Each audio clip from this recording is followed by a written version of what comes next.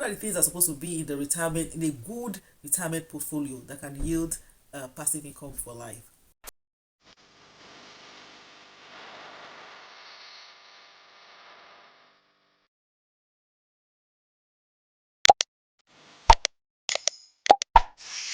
Hi, yeah, welcome back to this channel. Today we're going to be talking about what are the things that are supposed to be in your retirement portfolio for you to be able to yield income for you, passive income for you for life. What are the things that are supposed to be there? What are the things that are supposed to be there? What are the things that are not supposed to be there? So today that's what we're diving into today. My name is Tammy, and I really want to appreciate everyone that has been coming back on this channel to watch our videos, to subscribe to our videos. Thank you so much. On this channel, we talk about retirement planning, we talk about personal finance, we talk about wealth creation and management, investing, and we also talk about self-development. If this resonates with you, this is something that you like, please kindly click the subscribe button. Thank you so much. And today we are going to be talking about what are the things that are supposed to be in the retirement, in a good retirement portfolio that can yield passive income for life. First and foremost is your growth assets. What do I growth assets? Those are the assets that compound over time. Maybe you have invested in them, then 2 years of compounding, they are yielding more. It's growth on growth and all that. That is the growth. Those are your growth assets. And what are the things under the growth assets? We mean your growth stocks. What are the things under growth stocks? Your growth stocks could it involves the index funds.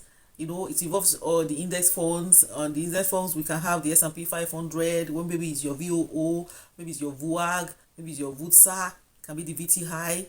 So many of them that we have, the FSTE. There are so many of the growth stocks that we have. We have the QQQ. Those are the growth stocks, and we have a lot of them. I'm not giving you what you should invest in. I'm only giving you examples of what growth stocks are. Those growth stocks that all the when those stocks, when those organizations, when they generate investment, when they generate returns, when they generate profit, they invest it back. They expanding their businesses, building more networks, expanding their horizons and all that. So what are the other growth stocks that we have? Part of the growth stocks, growth assets that you can have also involve probably your businesses. Initially at the startup of your businesses, it might be hard, it might involve years of sacrifices and all that. With through consistency, through perseverance, you're able to grow it, and you're growing, you're enlarging, you are scaling it and all that. So that's also part of the growth assets that we have. You can also have startups. If you see a viable startups in which you can invest in, although those are very high risk, because the startups, it could collapse and it could do very well, you can never tell. If you have high risk, can do that. If you don't have high risk, because your retirement plan, it's your retirement portfolio, should really reduce your risk. So the next asset in which a good retirement portfolio should have is income producing assets. Income producing assets, because cash flow is very important in retirement.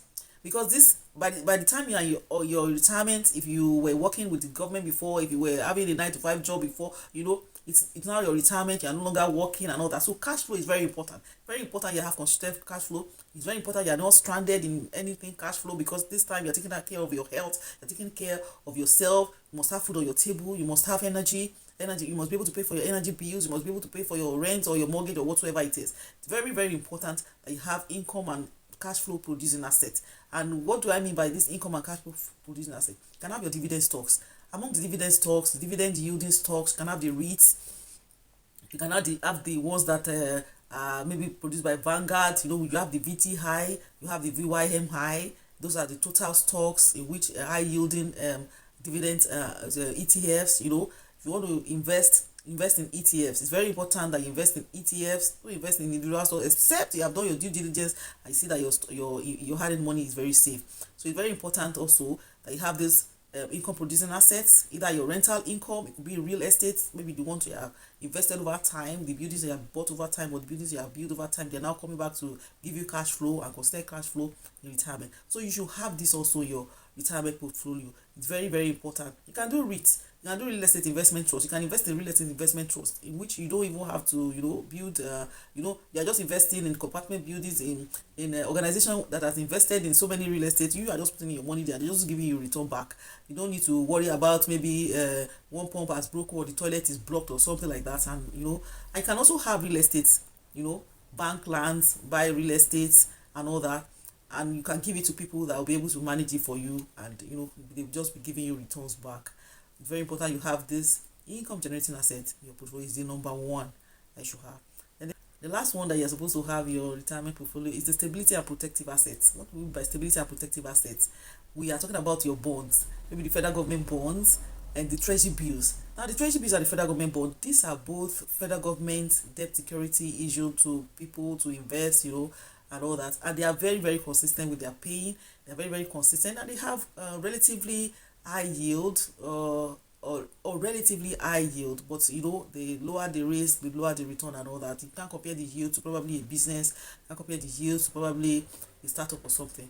But these are very protective, and these are very stable for you to have in your retirement. You don't want to have a shock in your retirement that maybe an organization which you have invested in has collapsed and all that. That's not something you want to deal with in your retirement. Retirement is it's a very peaceful. It should be a very peaceful terrain for you to be able to rest and have fun and all that. So just invest your money. Don't go. It's not the time for you to be investing in crypto. As much as fine, crypto is good and all that, it's not your retirement portfolio should not be 50% in crypto. Even if you want to have crypto, you want to take risk, it should be like maybe 5% or something very, very small and all that. So it's very important you have stability, and you have your investment also protected in your retirement. And that's why I'm talking about the bonds, the treasury bills, the mutual funds, the money market mutual funds, especially the ones that are low. You can also invest in precious metals, but first and foremost, what you should invest in is the income generating asset. Very important in retirement. I hope you have been able to learn one or two things. So if you know one or other two things that you can add for your retirement portfolio, you can put it in the comment section and all that. Thank you very much for sticking around. See you in the next video.